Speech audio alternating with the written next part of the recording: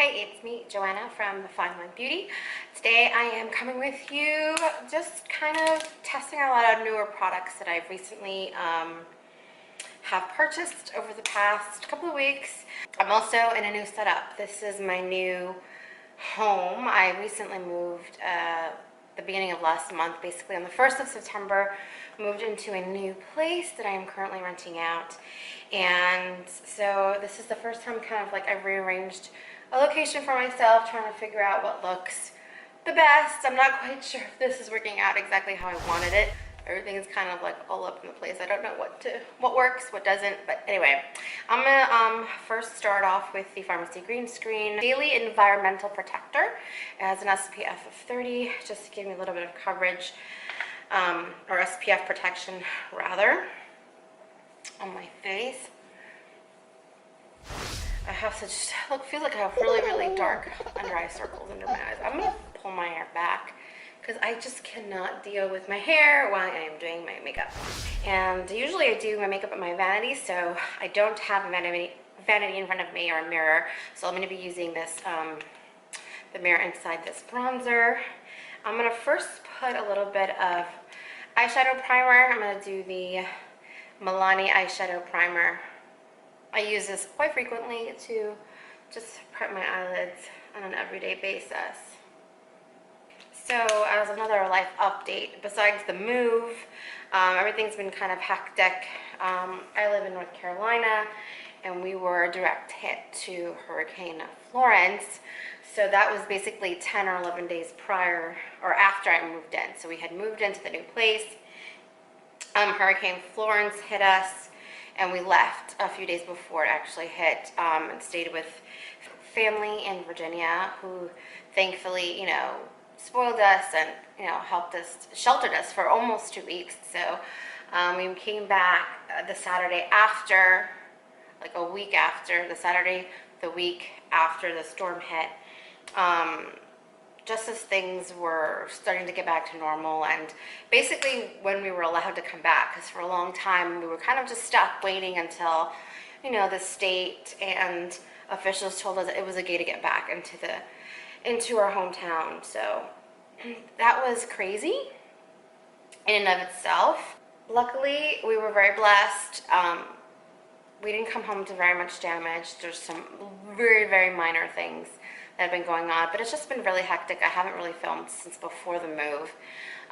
Even the last video was an older video that I had posted up, which was my current favorites of the end of the summer into the fall. So now I'm just trying to get back into the swing of things and maybe start filming again here and there when I'm able to, So I'm also wanting to, even though I haven't stopped purchasing items here and there, but a lot of these things are new from the last maybe month or two, but including just up until this week. But I've been trying to not buy eyeshadow palettes. So on my Instagram stories, I posted a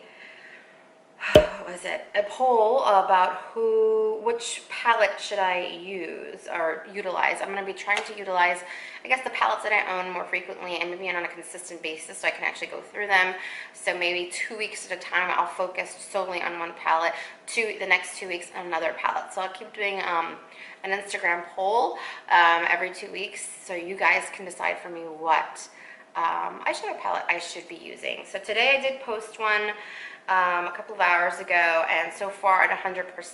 You guys want me to use the Modern Renaissance palette. It was between the Retro Love palette from Bad Habit, which is like the dupe for the Subculture palette, and the Modern Renaissance. So far everyone has agreed upon a Modern Renaissance, so that is what I'll be doing today. So I'm going to keep this fairly neutral and day to day. I'm going to start with Tempera, which is the lightest shade, and go across my brow bone just to brighten that area up top.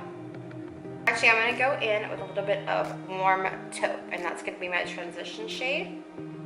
Just going to tap off the excess.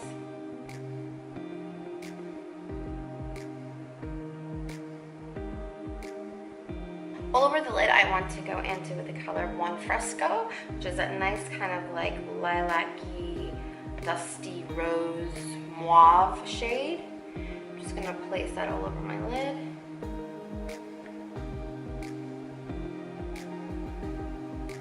I'm gonna take a little bit on the other side of that brush and go into my crease with that, just to blend out that edge into the transition shade.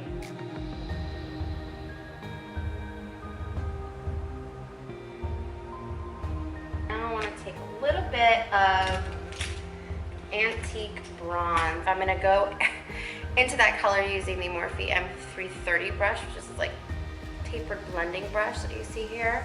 Just gonna dip into it slightly, dust off the excess, and just kind of blend that into the corner here of my eye, of the crease, and then blend it in about halfway, just to create a little bit of definition.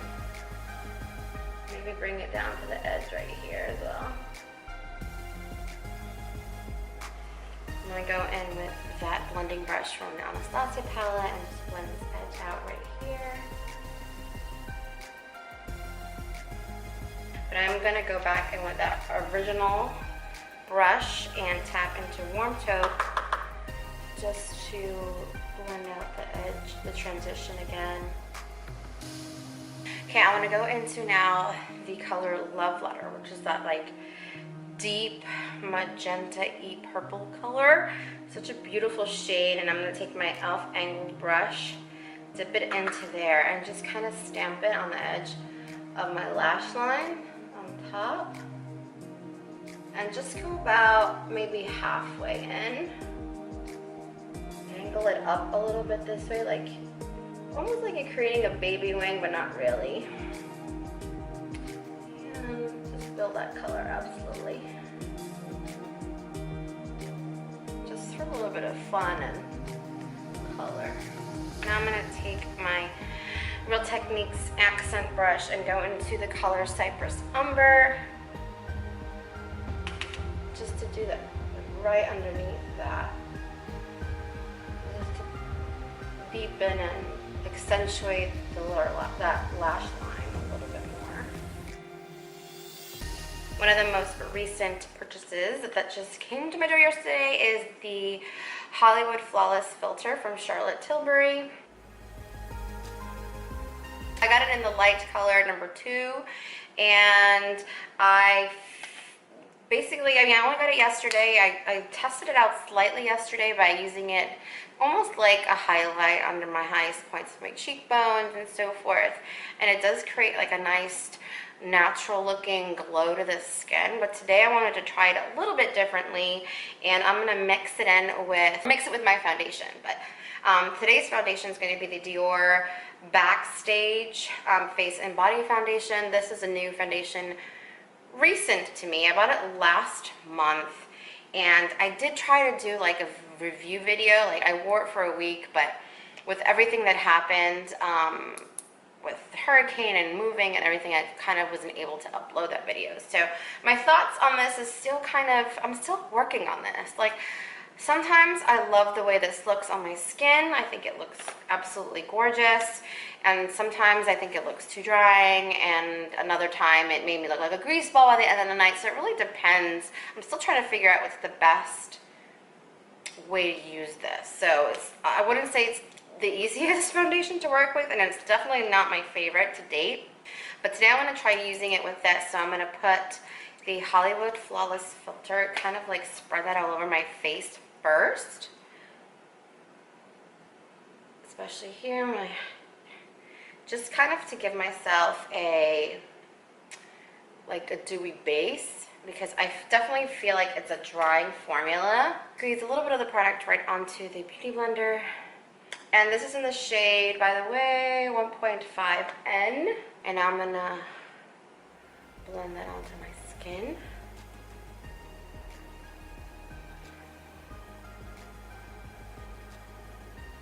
Alright, already I'm liking the combination of this.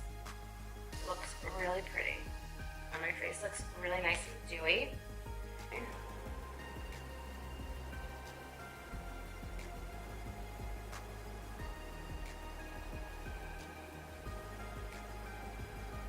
Whoa, I think I might have put maybe a little bit too much of the Charlotte product, the Hollywood Flawless Filter, because I am looking extra dewy, like super dewy. Okay, note to self, you do not need a lot of this product, but I am gonna go in with a little bit more, maybe because this is a little bit more matte. Okay, I was gonna go light, but might as well. I hate wasting product.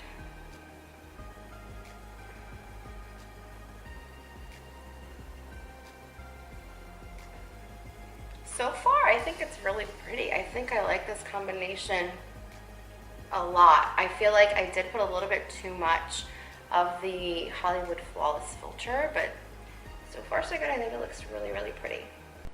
Just in case my camera wasn't recording a few minutes ago because it turned off all of a sudden, I'm using the Revolution, or Makeup Revolution Conceal and Define Concealer in C7. It's kind of more of a natural colored concealer. It's kind of what I've been into since the summertime. Just I don't want anything to really brighten, but just to conceal and keep things natural looking underneath the eye. And I'm using my damp beauty blender to blend that in. I'm going to use this is a new to me product, not new, that I got at TJ Maxx. It was like $7.99, and it's a product that I was on Sephora like about a year or so ago, probably over a year ago, and I always wanted to try it, but I had so many powders that it was so stupid of me to buy. But since it was only $8, I decided to pick it up, and it's the Kat Von D Lock-It Brightening Powder in the color Petal. So this is nothing new again, but something that is new to me and I'm wanting to try, and so far so good. I really like it underneath the eye.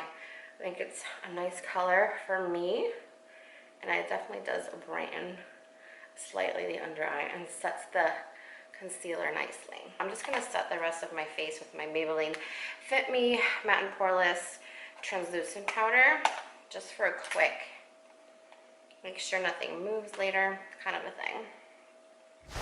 Okay, now to bronze, I'm going to use this Marc Jacobs Tan-tastic Omega Bronze 104. And I'm going to use this Aesthetica P12 powder brush to bronze up my face. I like to dab it and then just warm up the face. This is a nice bronzer to really warm up, give you a nice warmth glow to the skin.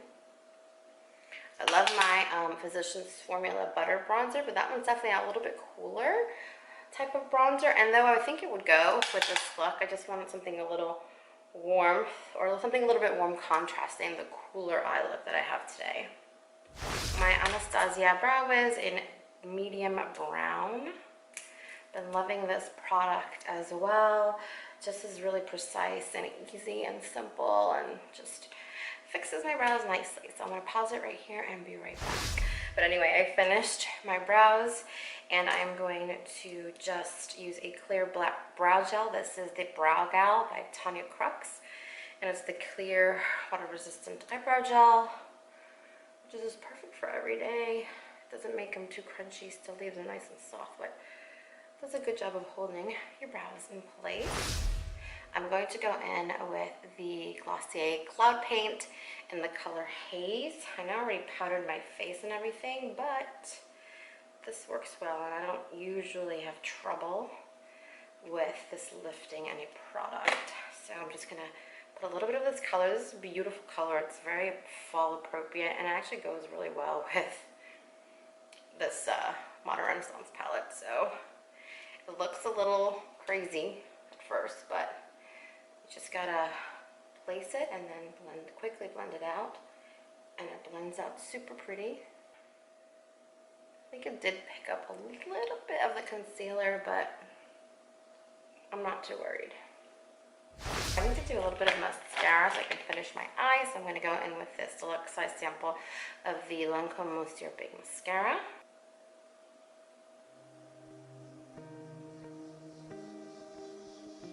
I can now define my lower lash line. And I'm going to go in with that accent brush and go in with Antique Bronze again, and just kind of use that on the outer edge. the outer third of my lower lash line. Perfect. And I'm gonna take this Morphe G18 pencil brush right over here, and this is a nice kind of fluffier pencil brush, and I'm gonna go in with Buon Fresco, that original lid shade, and blend that out and bring that in all the way.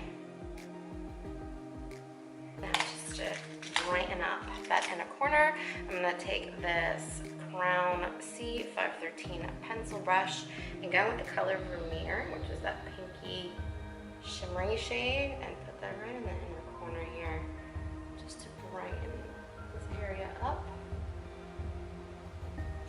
Okay, I'm going to put a little bit of highlight after all, and I'm going to do the Master Chrome, or Maybelline Master Chrome, in the color Molten Rose Gold. Again, I chose this because I figured it would go perfect with the overall look today, since it's a modern renaissance in the next 2 weeks. So I'm going to dip that in, dip a little bit of my M510 brush in here, tap off the excess, and just lightly lightly brushing this color because it can get intense super quick. Maybe just a little bit on the brow bone area and right above it. But again, I've used a really small amount because I want to keep things kind of natural. Okay, now I have a couple of new lip products from Bite that I got. I think one was like I don't know, some deluxe size sample that they had in the, you know, the sample aisle. So I have two Amuse Bouche mini lipsticks. One is Chai, this color right here. I have the color Pepper. This one's really, really pretty. They're all kind of similar tone family. And then I got this bigger size. This is the Matte Cream Lip Crayon in Glace. I don't know how to pronounce this one, but it's Glace, Glace. I think I'm gonna try this one. I think I'm gonna lip line first with MAC Whirl lip liner. These are a little bit dry today, and I'm gonna go in with this Glace color. Oh, wow, this matches Whirl pretty much exactly. And the final step is to spray, and I'm going to use the MAYBELLINE facial spray with aloe herbs and rose water. Definitely think it's a very monochromatic look, stuck with the berry tones, I guess, or the rosier mauve tones of Renaissance palette, and it translated as a little bit of a berry flush on the cheeks and a mauve lipstick. So definitely, I do like the eyes. When I look it up close, I think it looks really pretty, and I like that little touch of love letter that I put on the lash line. I think it just adds something a little bit different and something pretty to look at. And you know, when you just, at first glance, from far away, you might not notice anything, but when you look up close, there's that nice little touch of like cranberry, or like, I don't even know what color I could call that, but it's just really, really pretty on the lids. So anyway, also, Highlighted Flawless Filter. I'm loving it so far. I mean, it's still, where's my mirror? It's still, I mean, jury's not out yet. I don't really know. This is only my second time trying it.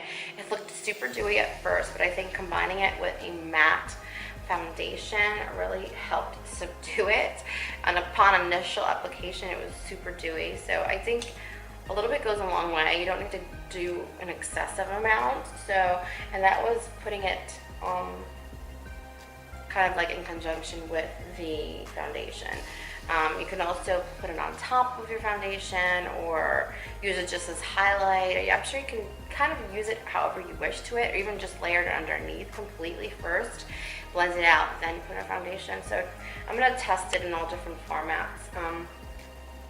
I did, you know, I spoke too soon about the Glossier. I was like, it doesn't lift the foundation, but it did lift a little bit right here on this cheek side. If this side for some reason looks fine, I feel like it did lift a little bit on that one, so you want to be really careful. Maybe next time just use your fingers. But I've used it before, and most of the time it doesn't. I think maybe I just wasn't as careful as I normally am. And here is where my camera either shut off and I didn't realize, or I forgot to hit record. But anyway, guys, I hope you've enjoyed this video. This picture is a picture of my finished look, and I hope you've enjoyed it. Please hit the thumbs up if you did enjoy this video, and hit that notification bell to see me in my future videos. And I hope to catch you in the next one. Bye, guys. Mwah.